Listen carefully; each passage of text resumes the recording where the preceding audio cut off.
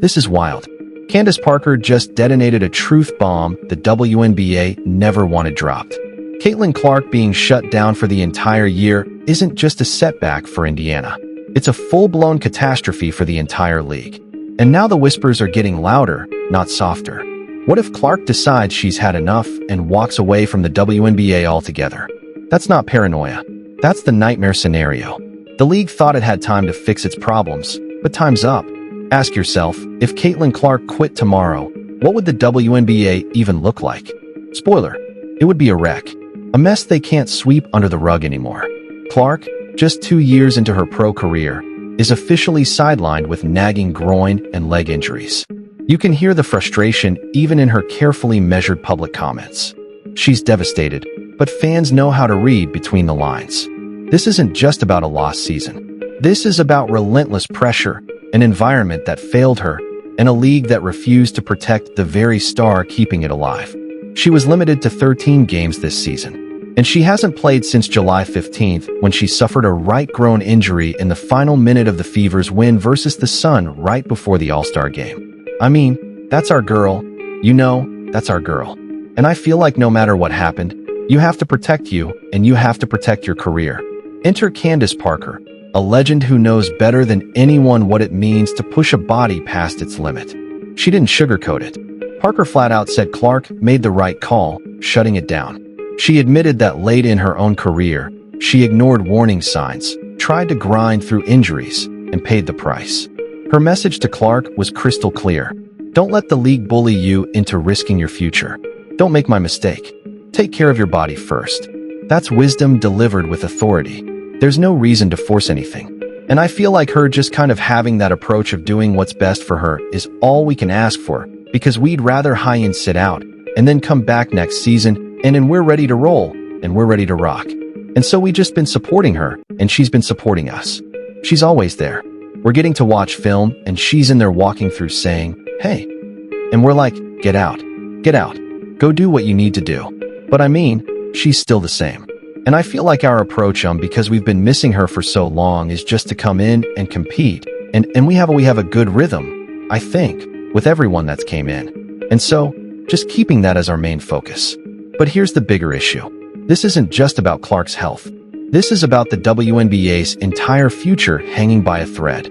Every single metric that matters, attendance, TV ratings, jersey sales, skyrocketed because of her.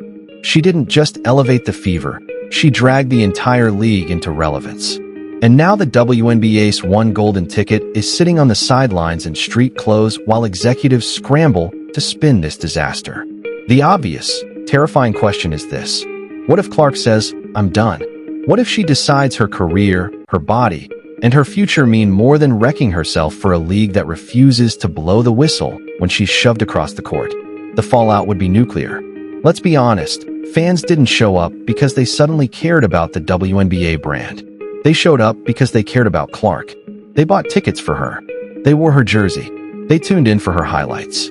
Take her away and the arena's empty overnight. You're right back to half-full gyms and live streams. Nobody clicks.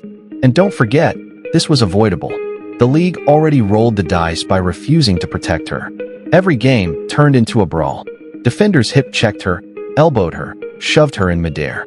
It looked more like hockey than basketball. The refs swallowed their whistles. Angel Bird's office kept quiet, and everyone pretended it was just physical play.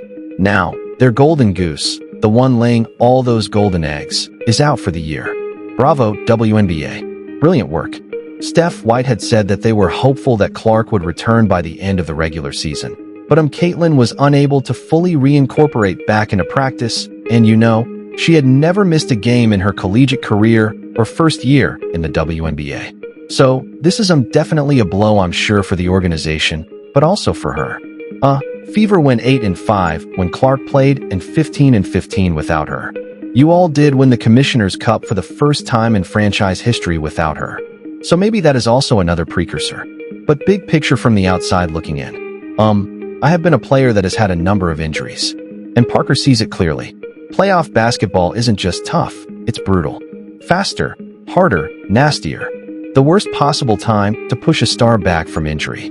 You don't bring a Ferrari into a demolition derby, But that's exactly what the WNBA wanted.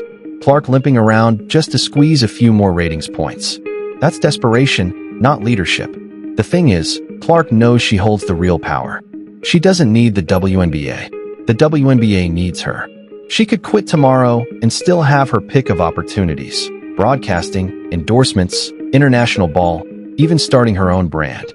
Meanwhile, the league is a charity case propped up for years by the NBA. After decades of trying to break through, the WNBA finally had its biggest growth spurt because of Clark. One player barely into her sophomore season carried them further than all of Angelbert's speeches combined. That's why the quit the league talk feels so real. Fans are already saying it out loud. If Clark's not playing, I'm not watching. That's loyalty to her, not to the league. If she walks, they walk too. And that's what instant regret looks like. And taking the time. And there is a difference in being a role player, and coming in and playing a role, and coming in off of an injury. There is a rhythm. But when you are Caitlin Clark and you have the ball in your hands, and you are on the other team's scouting report to come in half, and not be able to be in that amount of, I would say, shape rhythm of the game, because the rhythm of the game changes towards the end of the year. And so when it started getting closer the end of the regular season, I was like, it's dangerous to come back during playoff basketball, because the whole flow, the physicality, all of that is different. And so I know it's difficult to kind of take time and understand the big picture, especially when you're living with tunnel vision and you've worked so hard to get to where you're at. But it's the smart thing, and I'm proud of this generation for taking the time they need looking at the bigger picture, and I'm making sure that they get healthy. So King Clark, hope you feel better. You have a great off-season and you come back. Candace Parker deserves credit for saying what needed to be said. She wasn't just advising Clark. She was indirectly telling the WNBA to respect its players. Stop running them into the ground. Stop pushing them back too soon. Clark isn't just a rotation piece. She's the player every scouting report circles in red. If she's not at 100%, she has no business being out there. Parker all but applauded her for realizing that truth before it was too late. But here's the twist. This isn't only about health, it's about trust. Clark gave everything to the game.